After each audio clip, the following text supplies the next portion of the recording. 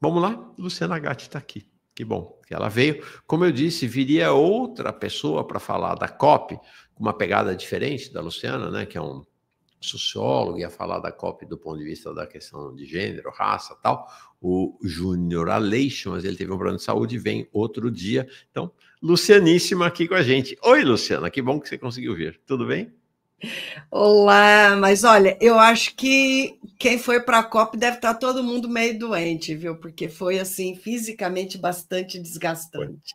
Você Vocês foi, né? vão notar minha voz também, não está lá essas coisas, o nariz está ruim. Quantos dias você ficou lá? Eu fiquei a COP toda. Inteira. Eu Nossa. fiquei a COP inteira. Um Mas massacre, né? olha, Mauro, aquela estrutura feita, né, para a Zona Azul, aquilo estava um forno, né? Aquilo era assim insalubre. Insalubre, muita E a gente. Zona Azul é a zona da elite, né? Hã? É a zona da elite, né? Lá na. É a zona dos que conseguiram credencial e Isso. existiu uma redução na distribuição das credenciais importante, né? Muita gente que normalmente vai para as COPs e participa não teve credencial para ir esse ano, né? Foi bem, foi assim, foi difícil, foi muito batalhado, né?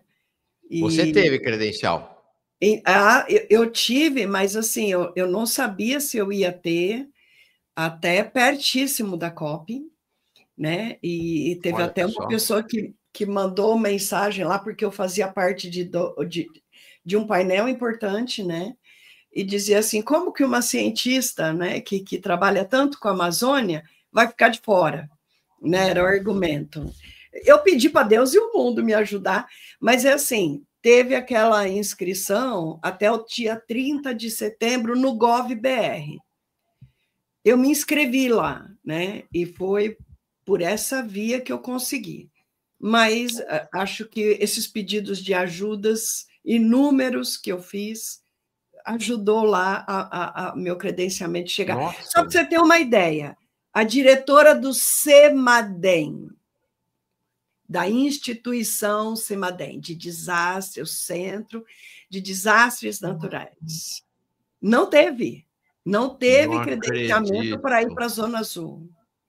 O nosso diretor também não tinha, para O ser sincero, diretor do INPE, né? o diretor do INPE, eu não lembro se ele teve, porque para todo o Ministério da Ciência e Tecnologia tinha 15 credenciais, para todo o Nossa MCTI. Senhora. Não dá para entender. Não dá para entender. É incoerente trazer uma COP para o Brasil e impedir a ciência brasileira de estar lá. Não, não tem sentido.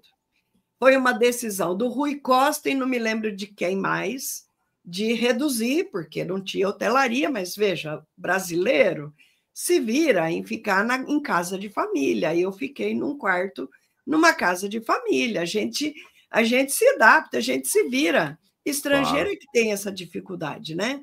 Então, qual é o sentido de dificultar a nossa participação? Não tem. Mas, Não, enfim, Luciana, você é uma queridíssima nossa, mas você é simplesmente hoje, se você fizer uma lista dos 3 maiores cientistas ambientais do Brasil, você é uma das 3 e ficou arriscada a ficar. Gente, estou chocado. Estou efetivamente chocado. Não sei se todo mundo aqui sabe, né? Mas a Luciana é a coordenadora do Laboratório de Gases de Efeito Estufa, do INPE, que estuda exatamente a questão do efeito estufa na Amazônia. Foi o primeiro grupo de pesquisadores do planeta a demonstrar que na maior floresta tropical do mundo, a Amazônia, não consegue mais remover da atmosfera todo o gás carbônico. E isto tornou-a reconhecida mundialmente. Eu não me lembro de alguém que tenha tido quantos artigos em torno das suas pesquisas lá na Nature, que é a principal revista de divulgação científica do olha, mundo. eu sou primeira autora, porque assim, o primeiro autor é o cara que escreve, Isso. é a cabeça mestra, quem coordena o artigo, quem desenvolveu a ciência, né? Às vezes não, às vezes é um join, alguém organizou um workshop e a pessoa está mais ali organizando a turma, né? No meu caso, não. E meu quarto artigo está agora lá na Nature em revisão. E aí são 15 anos de balanço de carbono da Amazônia, e eu tinha a expectativa de poder divulgar ele na COP, Mauro. Então, eu trabalhei feito uma maluca antes da COP para finalizar o artigo, porque o objetivo do artigo é usar esses 15 anos para tentar entender quem é o principal ator no impacto na floresta amazônica. Quem está mais impactando a floresta? É a mudança climática global, que é muito conveniente a quem quer destruir a floresta, essa interpretação, porque, olha, não temos nada a ver com isso, não temos o que fazer, precisaria o mundo inteiro parar de usar petróleo, e aí dizem os céticos e hipócritas, o mundo não vai parar de usar petróleo, então bora a gente também explorar petróleo e fazer dinheiro. Sim. Todo mundo faz isso, nós vamos ser os únicos tontos que não fazem, não é? Então, assim, esse é o jogo. Então, eu quis usar esses 15 anos para decifrar quem que está mais impactando a floresta amazônica. É a ação humana direta dentro da floresta ou é a mudança climática global? E aí, no meio do caminho, tem uma questão muito complicada, porque a precipitação e a chuva e a temperatura, ela sofre influência dos dois componentes, né? O desmatamento reduz a chuva, aumenta a temperatura. E o evento extremo amplifica, né? Mais ainda, como a gente viu 2023, 2024, 2015, 2016, né? Então, ficava essa chuva e a temperatura fazendo par dos dois. Então, assim, foi muito complexo, né? Primeiro, eu tinha desenvolvido um índice. Eu lembro que você estava ali 1 mês, 2 meses antes da COP, completamente maluco. Você falava, Mauro, estou sem tempo, estou fechando, preciso fechar. Não, eu tive que fazer uma opção. Porque na pré-COP, o que teve de evento? Mas o que teve de evento? Me chamaram para tanto evento, eu falei, gente, ou eu vou para os eventos, dou entrevista, ou eu termino esse artigo. E aí eu optei por terminar o artigo, porque eu queria poder divulgar ele lá. Porque tem uma coisa que é assim, você submete o artigo, se ele é aceito para ir para revisão, essas revistas top, não é qualquer artigo que ela manda para revisão. Um editor da revista assume o artigo, ele lê, e ele pode dizer para você, olha, esse teu artigo não é para nós, não. Submete para tal revista, se ela acha que... Porque, assim, por exemplo, o grupo Nature tem, sei lá, mais de 20 revistas, né? O Nature é o de mais impacto, e os filhos da Nature, vamos dizer assim, você tem um impacto, sei lá, 70, 80 da Nature e 15 dos filhos, entendeu? 12. É assim. Então, ela pode dizer, olha, teu artigo não serve para cá, manda para algum dos filhos. Ou dizer, olha, está muito técnico, manda para outra revista. E aí, assim, se aceita para mandar para revisão, aí ele fica aberto numa plataforma que chama Research Square. Porque você lembra a época da Covid? Era muito importante a ciência divulgar o que ela encontrava, né? Então, isso foi criado naquela época. Então, artigos que antes da Covid não era aberto. Antes da Covid não tinha esse passo de abrir o artigo ainda antes de ser aprovado, para acelerar o processo.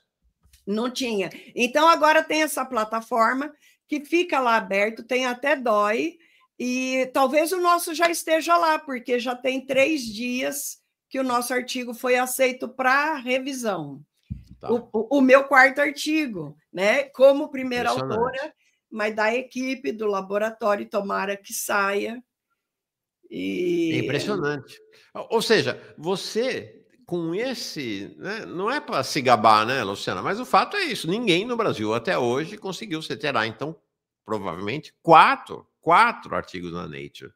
E mesmo Se assim for teve que aceito, brigar. sim, Mauro. Se for aceito, Se for sim. aceito, vai ser. Vai ser. E mesmo assim teve que brigar para ir na COP que acontece no Brasil, na Amazônia. O negócio é Ô, chocante. Mauro, Chocante. existe aquela coisa de ciúme, sabe?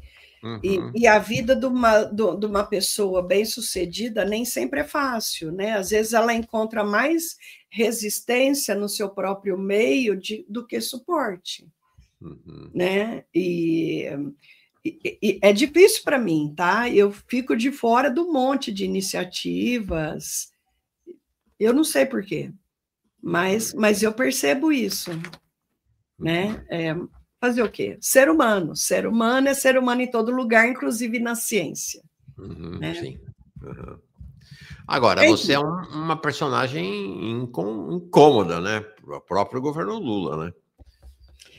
provavelmente, É. provavelmente, porque eu também critico, né? Uhum. É assim, a gente tem o Ministério do Meio Ambiente fazendo um belíssimo trabalho, né?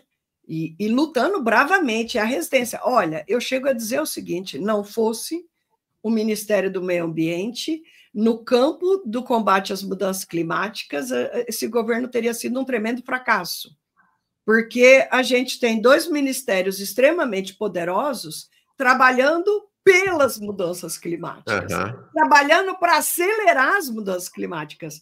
Acho que o Lula não tem ciência disso, ele entra naquele discurso mentiroso do delegado ministro das Minas e Energia, do ministro do agronegócio, né, que está lá, e assim, fazendo discurso de greenwash, agricultura sustentável, não sei o quê, e tiveram a desfaçatez, o escárnio de aprovar mais 30 venenos que Uhum. são proibidos lá onde eles são fabricados, já tem 15. Aprovaram mais 30 durante a COP30. Durante a COP, eu Assim, notei. o Lula deveria ter aprovado 30 demarcações indígenas, melhor ainda, 90 demarcações indígenas, mas ele aprovou 10. Depois que os indígenas fizeram aquela pressão maravilhosa, né? Sinceramente, na hora que eles invadiram, eu não estava lá, eu estava passando mal, eu tinha ido embora, porque foi de tarde, né? Foi bem de tarde, e, nossa, eu inchei, a minha perna latejava de tanto que inchou. No dia seguinte, eu tive que ficar de cama com a perna para cima para sair daquela crise circulatória. E aí eu não ficava muito, né? Estava muito quente aqui, aí eu ia para o outro lado, bebia bastante água, né? E me Nossa, enchi de Luciana. ventiladorzinho e ventarola e comecei a entender como é que eu tinha que administrar meu organismo para não sofrer tanto. Mas o Carlos Nobre não conseguia nem comer. Nem Ah, é? comer. Na segunda semana, eu conversando com ele, falei, Carlos, estou muito preocupada com a tua saúde, porque ficou doente, fui eu, não sei ele, não perguntei. Mas ele falou para mim, Luciana, eu não tenho fome. Eu não tenho fome, é muito calor, só tenho sede. Ele já tinha perdido 3 quilos com os 10 dias de COP. Nossa Senhora. Então, sinceramente, eu acho que a empresa que fez aquela zona azul deveria ser processada, porque colocou todo mundo que teve que ficar ali dentro e trabalhar ali dentro numa situação insalubre de saúde. Sim. Insalubre. Muita gente passou mal, teve que ser atendido, sabe? Então, assim... E ainda completou com incêndio no final, né? E ainda Foi completou uma com empresa, incêndio e no essa final. empresa, Mauro, teve todo o direito de administrar tudo.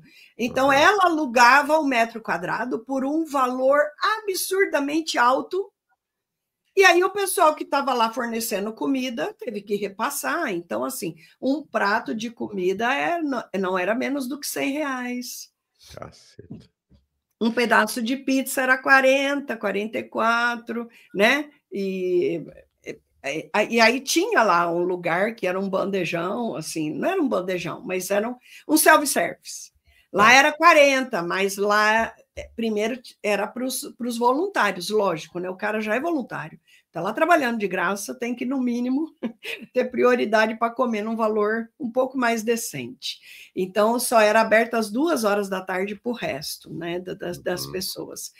Então, você tinha que ou não comer, ou comer qualquer porcaria.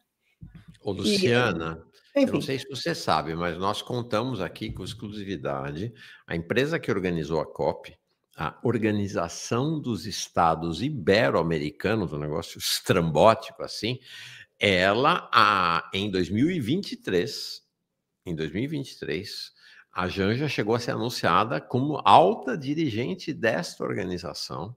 E aí o Jorge Messias, acho que salvou o governo Lula naquele momento, e falou, isso é uma fria, isso vai virar um grande escândalo. Então, a Janja não assumiu como dirigente dessa empresa, né, que aparece como uma ONG, mas é uma empresa, na verdade, mas mesmo assim, esta empresa tem uma influência brutal sobre o governo Lula. Os eventos do G20, ela que fez, os eventos da COP, ela que fez, essas conferências nacionais do governo Lula, ela que faz, já faturou mais de 700 milhões de reais no governo Lula. É um negócio chocante. Você fala da OEI na esplanada dos ministérios, Luciana, todo mundo começa a tremer e sabe que tem que cumprir o que eles falam que vão fazer, entendeu?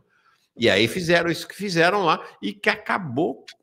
Era evidente, a ONU mais de uma vez falou: isso aqui não dá, isso aí, infraestrutura aqui é um absurdo, não é? E acabou com essa coisa melancólica do incêndio, né? Que marcou o fim da COP. Ali, né? Então, essa coisa do incêndio, porque assim, como estava super quente, todo mundo começou a alugar ventilador. Eu estava no pavilhão da ciência. Cara, o pavilhão da ciência era um forno, mas era um forno porque ainda o pessoal botou muita luz. Botaram muito spot de luz. Eu cheguei a dizer, falei, gente, eu não estou conseguindo ficar aqui. A minha ideia era passar lá a COP todinha. Eu não conseguia ficar lá dentro de tão quente que era. E aí eu falei, por que vocês não desligam as luzes? Não dava. Se desligar a luz e as tomadas eram juntas. Não tinha como separar. Aí alugaram o ventilador. E todo mundo foi alugando o ventilador, sabe? Uns ventiladorzão de torre.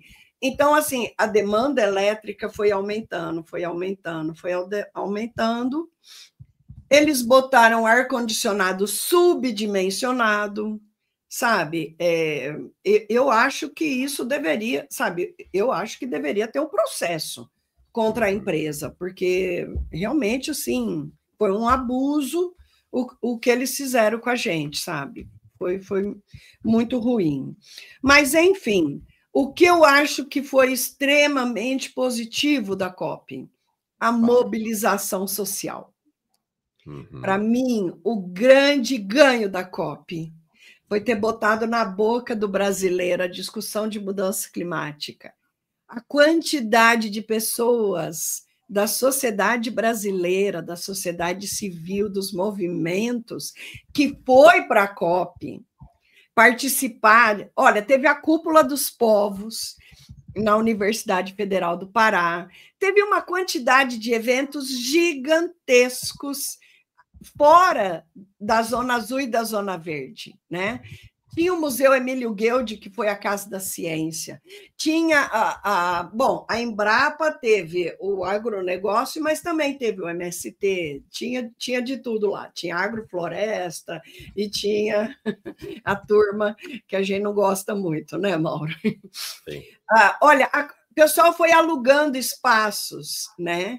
E por Belém toda, o que teve de eventos, e teve, sabe, a caminhada pelo clima, foi uma mobilização, barqueada, foi uma mobilização social linda, porque é o seguinte, Maura, a gente tem que se conscientizar, se deixar na mão dos caras que estão no poder, fazer o que eles devem fazer, não vai acontecer. Nós estamos caminhando para um colapso climático cada vez mais rápido. A gente tem que virar ator dessa história. A sociedade tem que virar ator transformador. O que eu posso fazer para evitar a mudança climática? Bom, na minha casa, eu posso plantar árvore, eu posso pintar o telhado de branco, as paredes de branco, eu posso gerar menos lixo, eu posso consumir menos energia. Comecei. Agora, que mais? Vamos, né? e fazer disso uma onda transformadora, e é óbvio que se a gente consegue fazer essa onda transformadora, o Congresso não vai ser aquela porcaria de pistolagem que está lá dentro, né? Aquele bando de gente que está lá só para, sabe, só para ganhar, só para tomar lucro. E aí só fica defendendo lobby, só fica defendendo elite, e o povo cada vez mais só perdendo.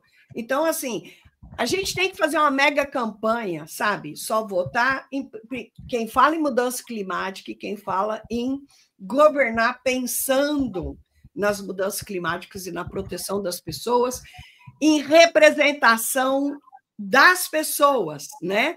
Da sociedade brasileira mesmo, do povo brasileiro, fazer aquilo virar a casa do povo.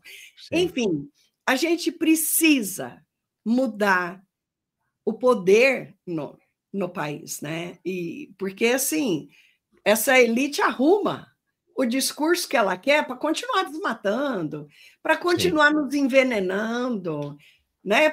Para trazer termoelétrica. Por que trazer termoelétrica? Porque o agronegócio está acabando com a água no país, né? Então eles precisam de outra fonte de energia, porque cada vez o rio está mais baixo, né?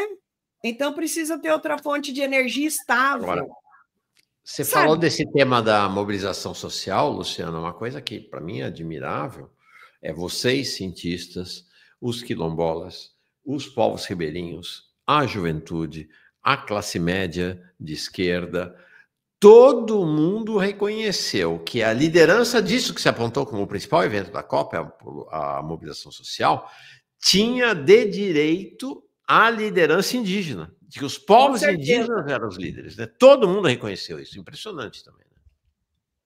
Eles são os guardiões da natureza.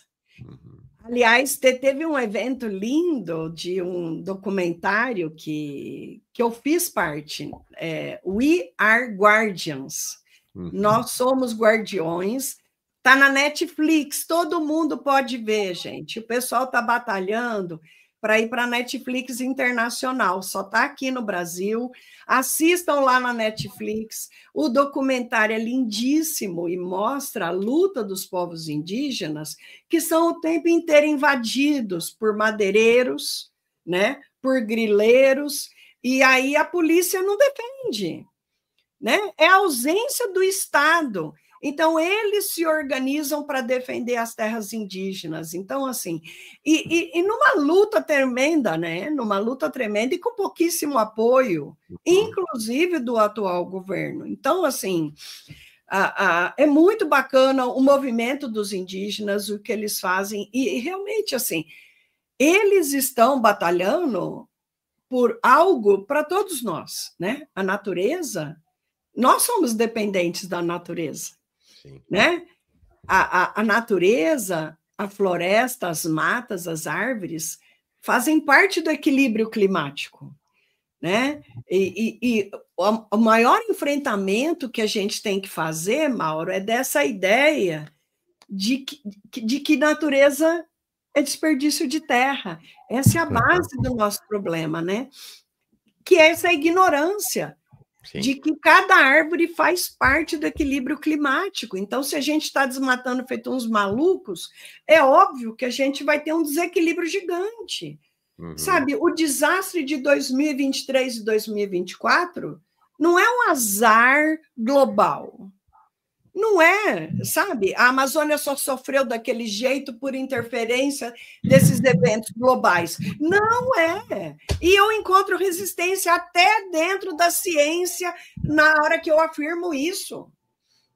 Sabe? É assim, eu fiquei muito impactada quando uma pessoa de uma liderança muito forte, né? Que teve um papel muito relevante como cientista nessa COP, e eu dizendo 2023, 2024, não é só um problema externo. E ela olha na minha cara e não quer saber dos resultados das medidas. Não são modelagem, não são cálculos indiretos, são medidas diretas. Né? É o resultado da destruição da floresta, desse modelo de desenvolvimento baseado na destruição da natureza.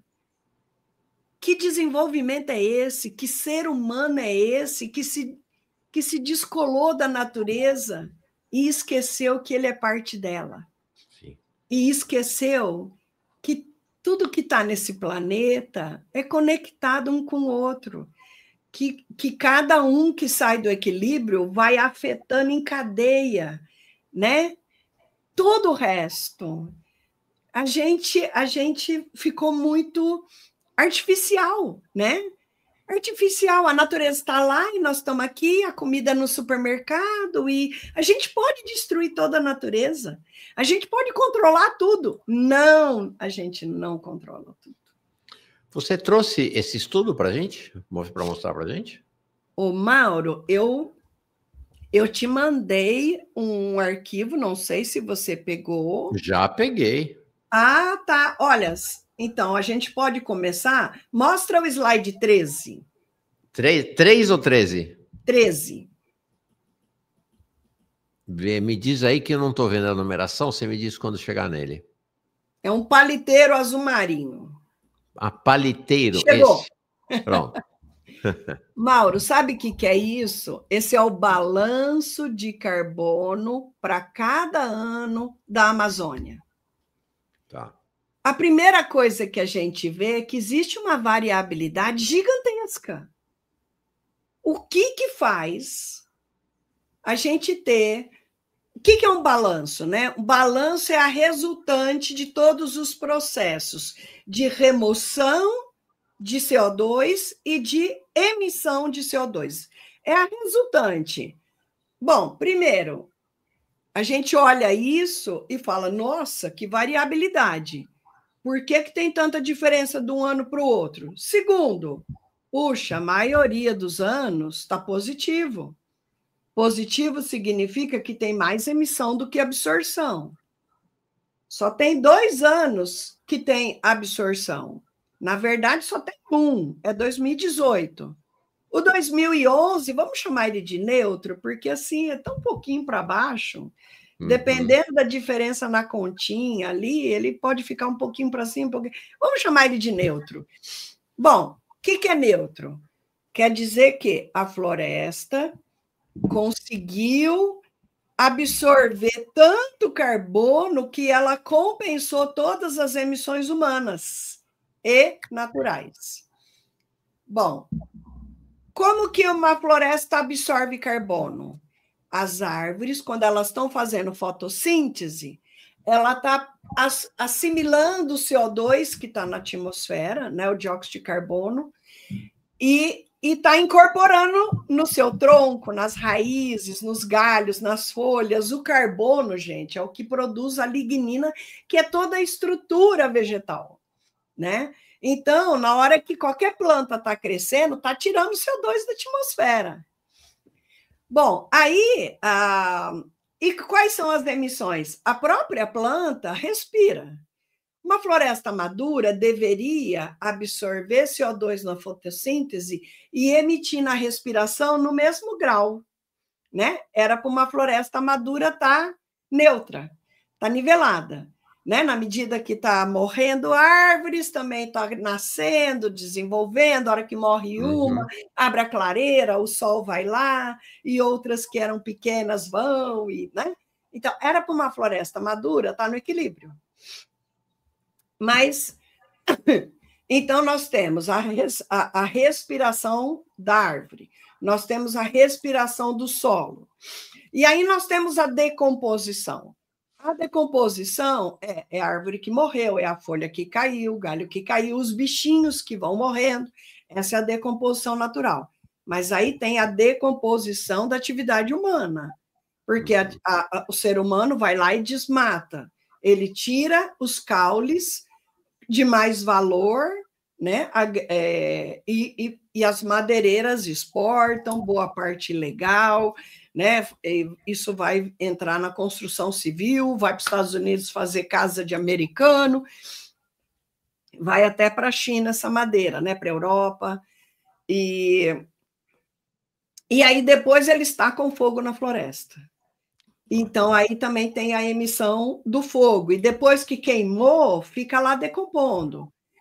Se uma floresta foi queimada, né, e eles não foram lá e fizeram corte raso depois, né, não tiraram tudo, aquelas árvores, elas ficam, que foram queimadas, elas morrem.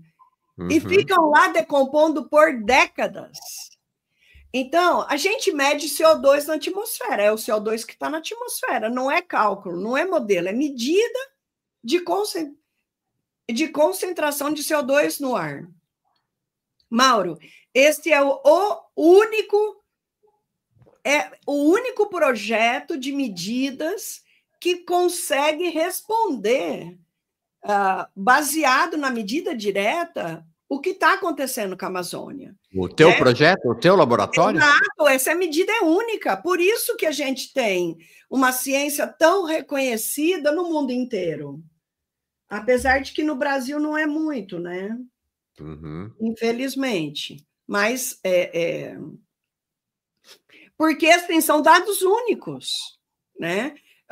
Porque dados de torre, a torre ela tem uma representatividade muito menor.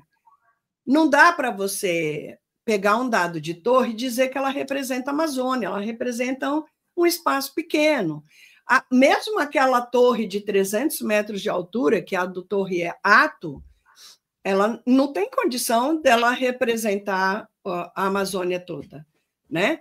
A gente faz, o perfil de avião vai até 4,4 quilômetros de altura, e a gente não pode dizer que medindo em um local representa a Amazônia inteira. Imagina uma torre que só tem 300 metros, né? E está num canto lá da Amazônia, que é no norte, uma área mais preservada, tal. Então, assim, a gente tem essas limitações, né? Para lá, deixa eu... Então, gente, eu já vi umas fotos desta Luciana Gatti pendurada numa dessas torres.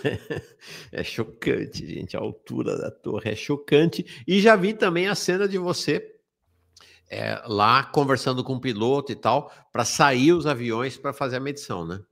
A gente tem que, sempre que vai começar um local novo, a gente tem que ensinar eles como fazer o voo para fazer a coleta. Porque, assim, o nosso sisteminha, a gente diz que ele é semiautomático. O piloto, quando ele está na altura certa, no local certo, ele aperta um botão.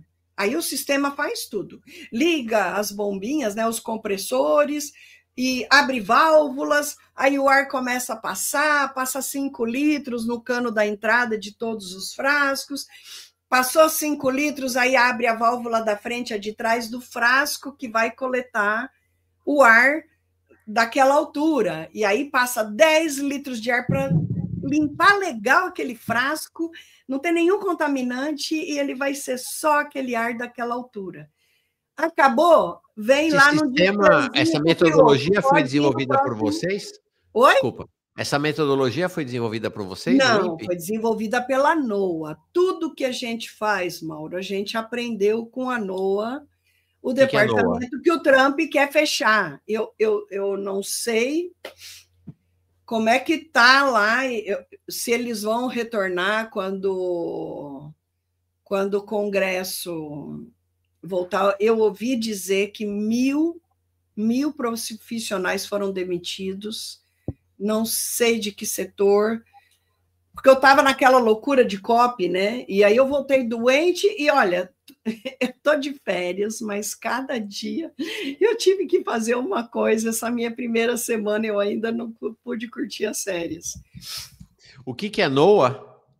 A NOAA é National Oceanic Atmospheric Administration. Então, é uma instituição que estuda tanto a atmosfera quanto os oceanos. Então, todas as previsões de tempo, de clima, são 2 As. É NOAA, né?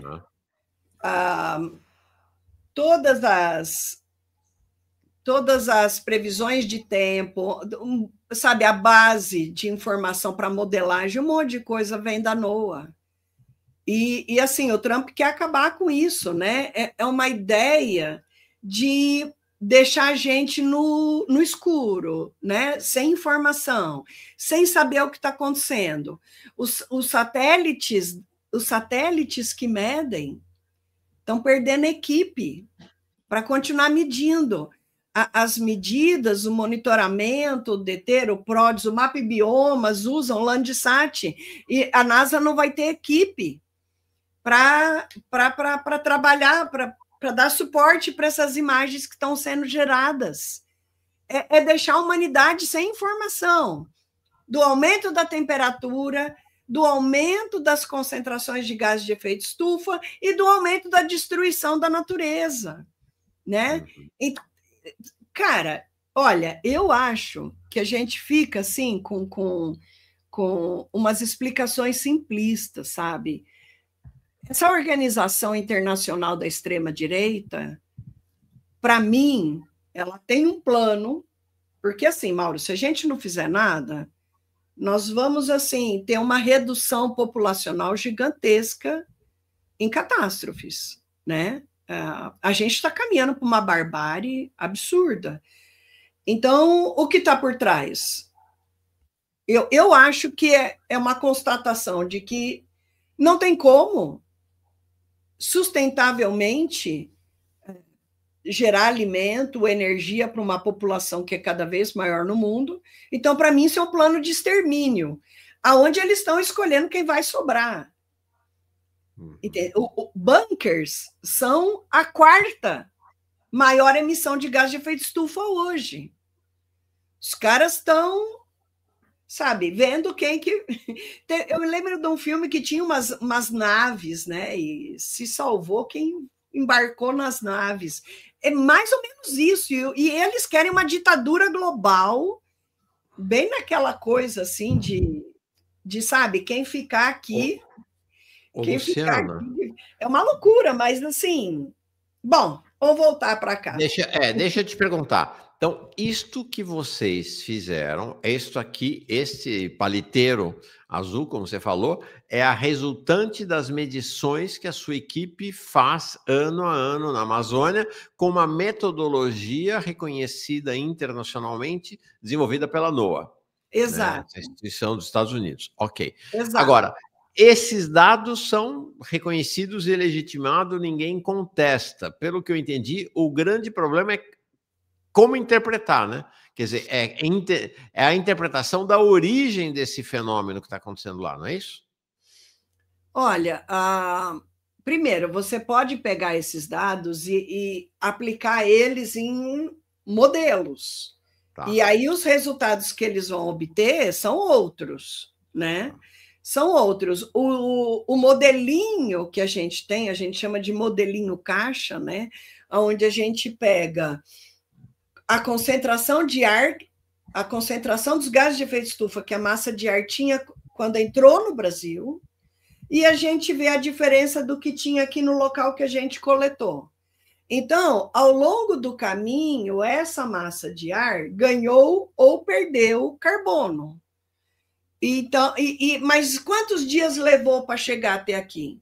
Se foram 10 dias, a emissão dessa superfície é muito menor do que se foi apenas um dia, entendeu? Se foi só um dia, a emissão é 10 vezes maior do que se for 10 dias.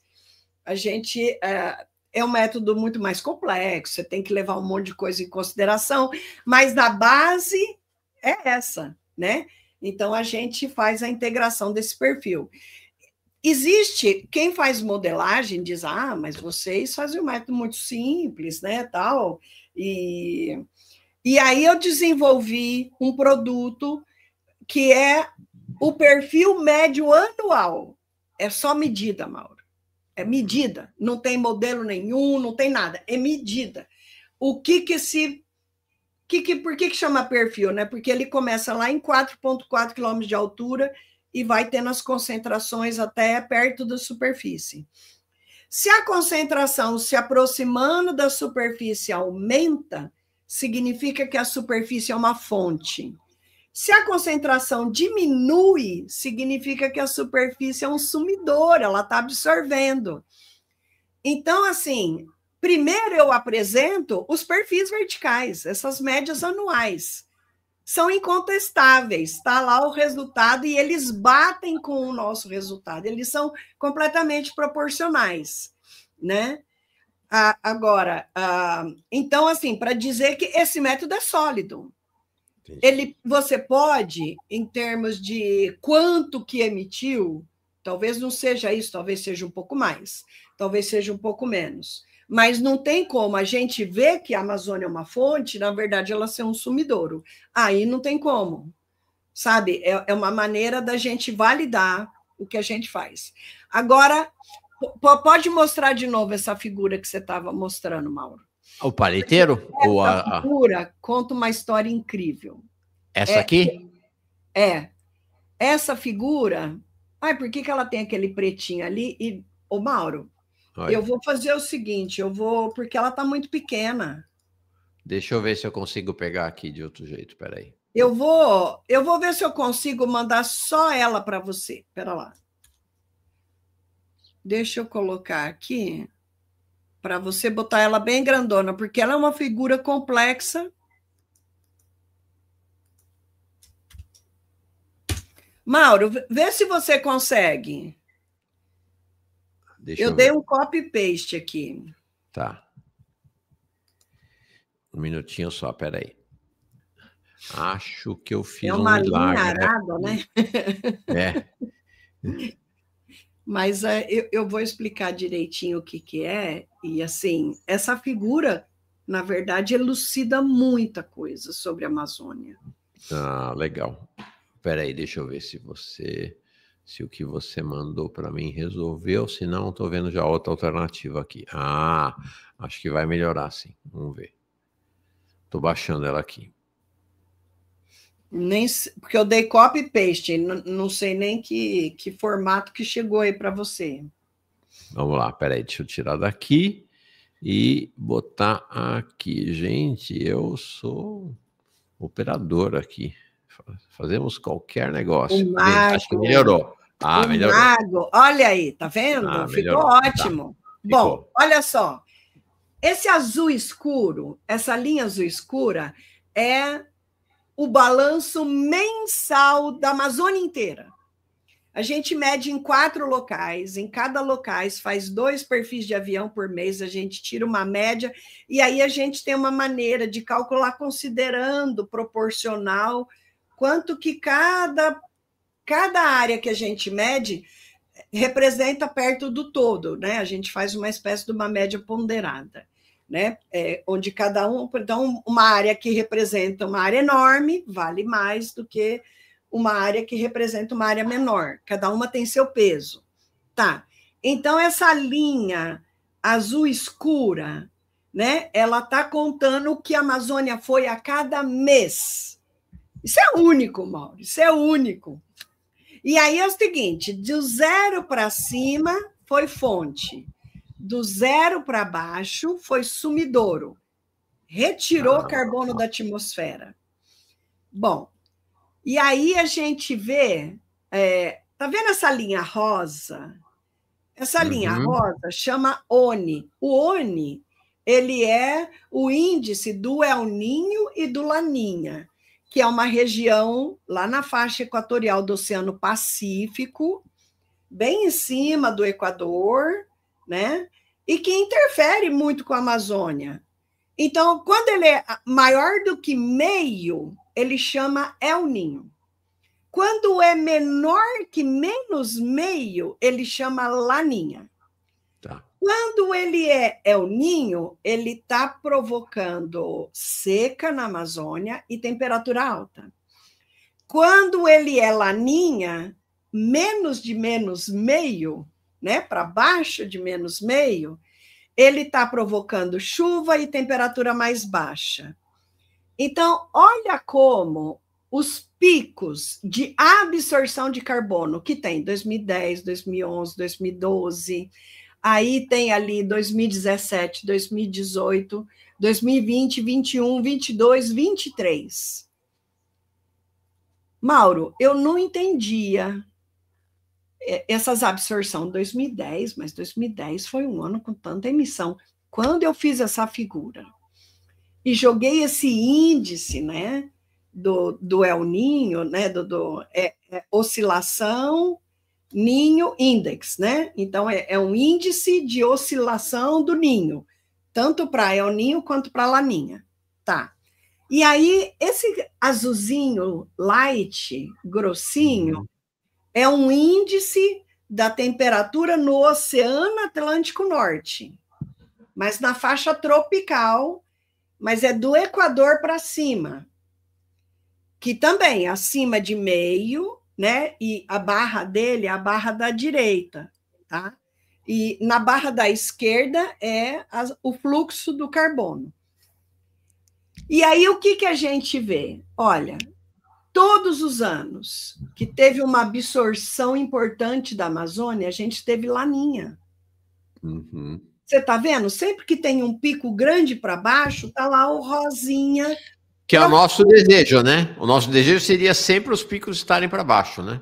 Ô, Mauro, e aí veio para mim, acho que o maior questionamento científico que eu fiz sobre a Amazônia é, olhando isso, porque assim, na modelagem global, o pessoal acha que a Amazônia retira da atmosfera 20% do total de gás carbônico que está na atmosfera de todas as áreas continentais. E a gente nunca viu isso. A gente nunca viu. Então, assim, na verdade, os nossos resultados questionam um credo científico básico, importante, global. Isso é uma dificuldade, né? Mas a ciência, muitos artigos vêm na mesma direção do nosso, depois do nosso artigo de 2021, que é um artigo assim que foi super citado, né? Uhum. Mas aí eu olho isso e eu fico pensando, será que a Amazônia já perdeu aquela condição climática de uma floresta tropical úmida há muito mais tempo? E hoje ela só faz uma grande absorção, como a gente acredita que ela faça, quando tem laninha? Quando tem laninha, é que ela encontra aquela condição maravilhosa de remover bastante carbono da atmosfera. Se isso é verdade, quer dizer que a Amazônia deixou de ser um sumidouro já faz tempo, a gente nunca viu. Né? Porque nós estamos medindo desde 2010, a gente não começou antes, infelizmente. A história que a gente conhece é de 2010 para cá. Então, assim, de 2010 para cá, a Amazônia só consegue absorver uma quantidade bacana de gás carbônico quando tem laninha, uma condição excepcional. Isso quer dizer o seguinte, em anos normais, a Amazônia não absorve muito carbono, não. Loucura. Agora, nos anos de El Ninho, e aí eu vou acrescentar, nos anos de El Ninho, chama TNA, é Tropical North Atlantic Ocean Index, né? Que é esse índice da anomalia para a temperatura alta do Oceano Atlântico Norte. Que é a linha azul clara, né? É a linha azul clara. Estatisticamente, as emissões de carbono da Amazônia estão mais impactadas pela temperatura do Oceano Atlântico Norte. O Oceano Atlântico Norte está esquentando tanto que ele está impactando mais a Amazônia do que o El Niño impactava antes. Não é que o pessoal pensava errado, realmente o El Niño tem um impacto enorme sobre a Amazônia, mas o Oceano Atlântico Norte está esquentando tanto que ele agora passou a ser quem mais está afetando a Amazônia. Só que, assim, a gente não pode descolar as emissões e absorções de carbono da Amazônia do histórico de destruição da floresta amazônica dos últimos 50, 60 anos. Uhum. Porque a gente viu ao longo dos nossos estudos que quanto mais desmatada está uma região, mais perde chuva e aumenta a temperatura, mesmo sem ter El Niño e Laninha. Então, assim, a gente pegou esses 15 anos e separou em blocos, porque a gente tem um bloco que emitiu muito, que foi de 2019 a 2022, que foi uma política clara de substituir a floresta pelo agronegócio, né? E que a gente vê que tá lá as emissões enormes, os 4 anos seguidos. O que salvou, em parte, as emissões do governo Bolsonaro? É que entrou Laninha em 2020.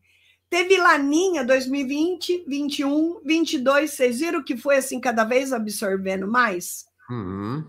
Essa absorção enorme de 2023, ela é resultante desses 3 anos consecutivos de Laninha. Você vê que a Laninha veio socorrer a coitada da Amazônia, que estava sendo completamente destruída, né, pela sanha aí da turma, né, com seu ministro da Agricultura, que deveria ter sido chamado o ministro do desmatamento, seria um título mais adequado, né, para o ministério dele. E a gente vê toda essa emissão enorme. Embaixo, você tem esse verdinho claro, é o desmatamento, Mauro, olha isso. É o desmatamento. E em marronzinho claro, a degradação, que é principalmente área queimada. Então, você vê que é o desmatamento que conta a história no 2015, no 2016, no 2017, no 2019, 20, 21, 22, no 23 e no 24. Enquanto que o clima global, que é até cientistas pensam isso, sabe? De que é o El Niño, Laninha que domina, que anos de El Niño, Danila tem mais degradação. Não sempre tem degradação, porque a degradação ela vem dessa ação humana dentro da Amazônia, principalmente, né? Ou seja, o El Niño e Laninha são atenuadores ou agravantes, mas eles não são. Eles não são o moto, eles não são o motivo. Exatamente, eles não são a causa. Eles amplificam a destruição humana. Perfeito. Se você voltar para o gráfico anterior... Espera aí. Ó, você vê aí 19, 20, 21, 22. Por que reduziu o balanço se o desmatamento permaneceu o mesmo ou até aumentou? Porque o Laninha entrou e foi compensando uma parte das emissões do desmatamento. Perfeito. 2023 foi quando morreram os 200 botos na Amazônia. Os rios secaram. Foi uma tragédia enorme. Mas essa tragédia começou no final do período chuvoso, né? Depois de maio. Depois de maio que foi entrar o El Niño e o TNA, que é o aquecimento do Oceano Atlântico Norte. Então, no começo do ano, o que estava presente? Aquela floresta que teve 3 anos de Laninha, que estava ótima, que estava com condição de muita chuva e temperaturas amenas. Então, ela fez a maior absorção de carbono que a gente viu nesses 15 anos, em 2023. Aí entrou o El Niño terrível, e a anomalia de temperatura do Oceano Atlântico Norte. Se você voltar para o outro gráfico, mostra lá que ele foi lá para a Casa do Chapéu, né? E aí a gente já viu, Mauro, em 2023, olha lá, tá vendo? Sobe o rosa, sobe o azul e as emissões de carbono sobem junto. Né? Então, a gente já teve, a gente só não viu em 2023 uma emissão gigante porque teve essa absorção antes de começar esses 2 processos. Sim. Aí, em 2024, o El Niño reduz. Aí, esse povo papagaio que só fala em El Niño, El Niño, El Niño, ficou como, né? Continuou falando em El Niño. Na hora que você olha a média do ano de 2024, não tem El Niño, porque o El Niño é acima de meio. E quando você faz a média do que aconteceu ao longo dos meses no ano, dá 0,30 e pouco. Então, não dá nem para falar de El Niño. né? E o que teve, você está vendo lá que o azulzinho ficou lá em Simão o ano inteiro, né? Então, assim, agora, a Amazônia teria sofrido tudo que ela sofreu no ano de 2023 e 2024, se ela já não tivesse tão desmatada e degradada? Não, né? Não. Não, não teria. Nós temos que entender o 2023 e 2024 como pós-Bolsonaro. Né? Durante o governo Bolsonaro, nós perdemos 50 mil quilômetros quadrados de floresta primária. A degradação foi muito maior. Né? Então, assim, a gente perdeu uma quantidade de floresta enorme. Em 2023, a gente perdeu menos, mas a gente continuou perdendo. Eles continuaram desmatando, só desmataram 40% menos. Agora, em 2024, eles continuam desmatando, só estão desmatando menos. Mas a gente continua perdendo. Nós perdemos, de 2019 a 2024, 61 mil quilômetros quadrados de floresta primária. E uma área gigantesca, degradada, queimada. Gente, o fogo, ele não mata a vegetação só no cerrado. O caule da árvore do cerrado protege a árvore, mas na Amazônia isso não acontece, ela morre. Na Mata Atlântica, ela morre. Todos os outros ecossistemas não tem aquela casca grossa que vai fazer, dali 4 meses está tudo verde. Na Amazônia, as grandes árvores morrem e ficam por décadas jogando CO2 na atmosfera.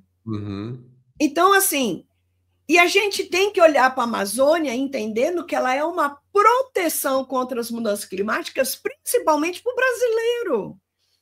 Ela é a nossa fábrica de chuva, ela é o nosso airbag climático, porque quando ela está botando esse monte de vapor de água por dia na atmosfera, e ela põe na atmosfera, na forma de vapor, uma quantidade de água semelhante ao que o rio Amazonas joga no oceano, Mauro. É muita água. Imagina o globinho assim, aquele mundaréu de água indo para cima pela Amazônia. É 50% dos rios voadores. Então, assim, nós estamos reduzindo a chuva no Brasil, aumentando a temperatura e acelerando as mudanças climáticas, que são basicamente os eventos extremos. Então, assim, esse projeto de transformar o Brasil no celeiro do mundo, na fazenda do mundo, é um projeto de morte para o povo brasileiro. Nós temos, sabe, eu me sinto muito frustrada de não ser escutada. Porque, assim, a gente vem a público, a gente fala, a gente divulga, mas na hora de decidir, a gente vê o presidente Lula botando no aviãozinho dele os reis da carne, né, os grandes exportadores de carne, saindo, vendendo cada vez mais carne bovina para o mundo inteiro. E o gado é o pior no Brasil. Né? O maior problema do Brasil é o gado, porque a maior parte da área desmatada vai virar pasto. A maior parte das emissões de gás de efeito estufa vem do gado no setor da agricultura. Tipo 90%, entendeu? Vem do boi. Então, assim, é o boi que ocupa a área desmatada, é o boi que emite a maior parte dos gases de efeito estufa no setor da agricultura, e é o pecuarista que taca fogo no pasto. Para renovar o pasto. E aí... Não, além do que o desmate para alimentar o boi é feito para alimentar o boi, né? Milho e soja. Exatamente. Né? Apesar de que assim, a maior parte vai para a China alimentar os porcos, né? E frango, e sei lá. Acho que não tem muito gado na China. Mas... Ô, Luciana, deixa eu te... A gente tem que entender isso e mudar essa roda.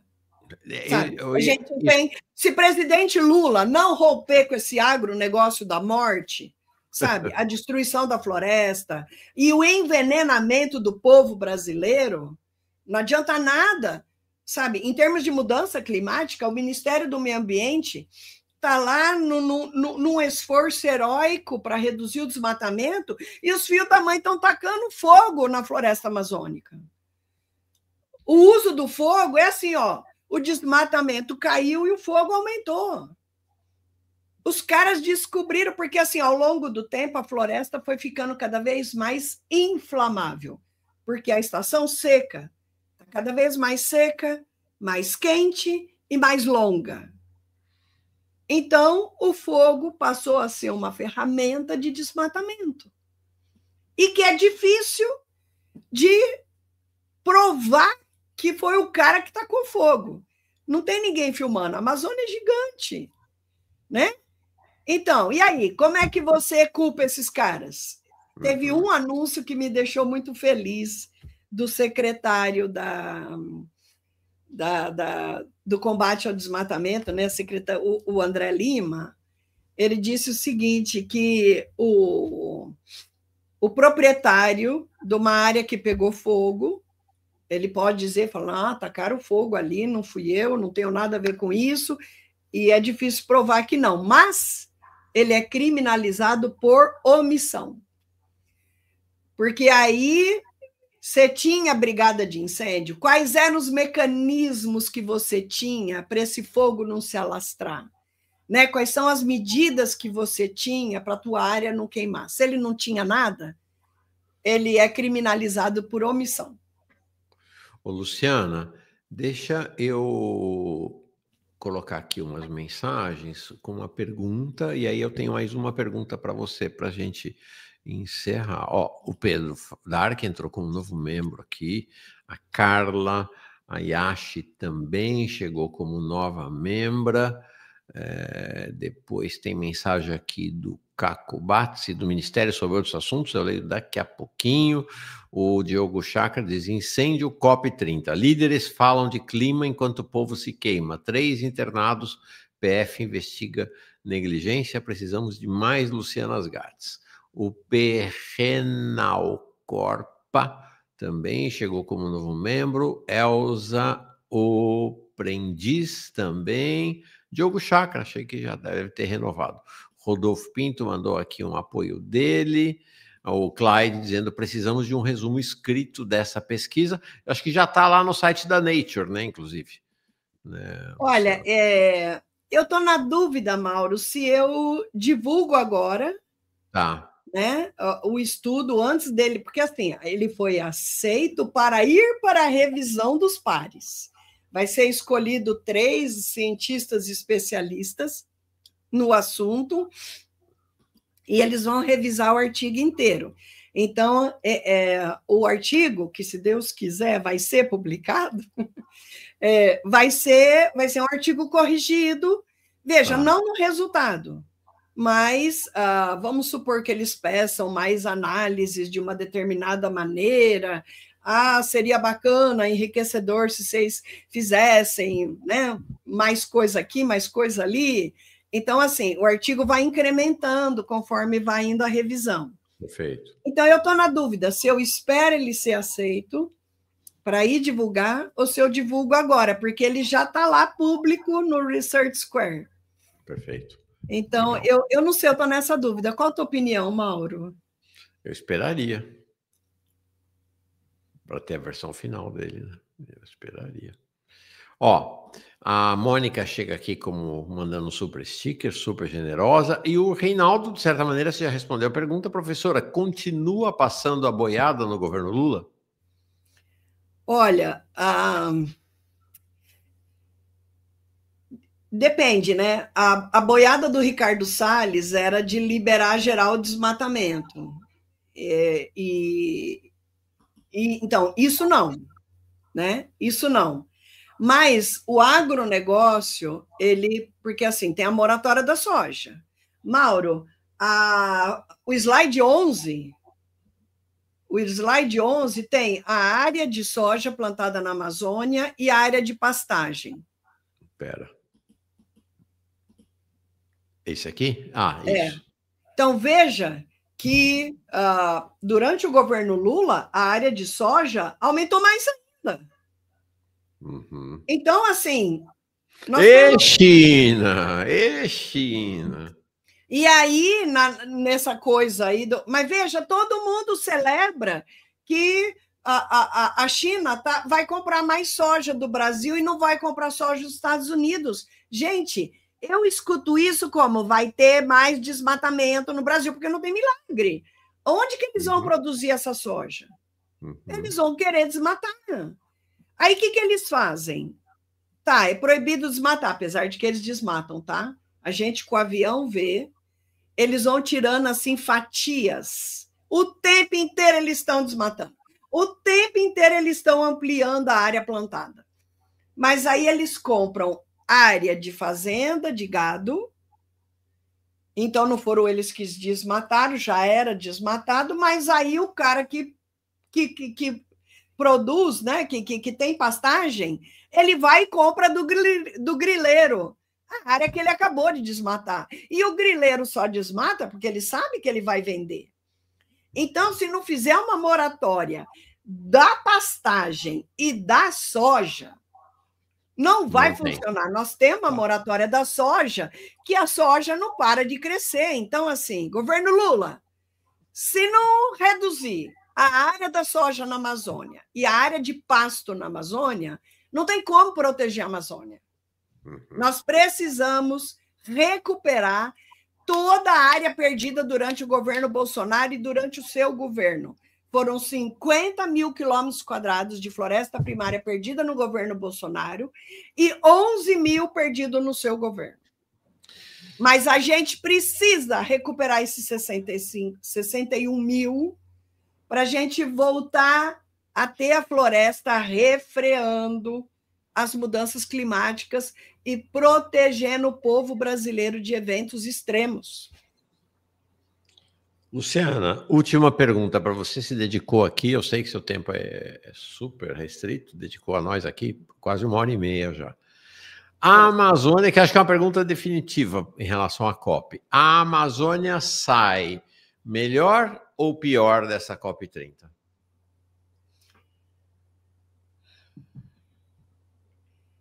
Olha, vai depender da implementação, né? Vai depender da implementação. Eu digo o seguinte: eu acho que o movimento popular liderado pelos indígenas saiu muito fortalecido. Veja que durante a COP o Lula teve que falar em 10 demarcações de terras indígenas. Queria eu que ele tivesse falado de 90, não é 30, não. 90 terras indígenas demarcadas. Podia ter feito um anúncio, podia pegar todas as terras devolutas e já direcionar para parques nacionais, para terra indígena. Por que ele não faz isso? Né? Fica lá a terra sem função e os bandidões vão desmatando e passando para o agronegócio. Todo mundo conhece esse mecanismo. Por que ele não faz nada? Né? Então, assim, ele se apoia em quem está destruindo o meio ambiente para se manter em pé, né? A gente vê claramente isso. É complicado.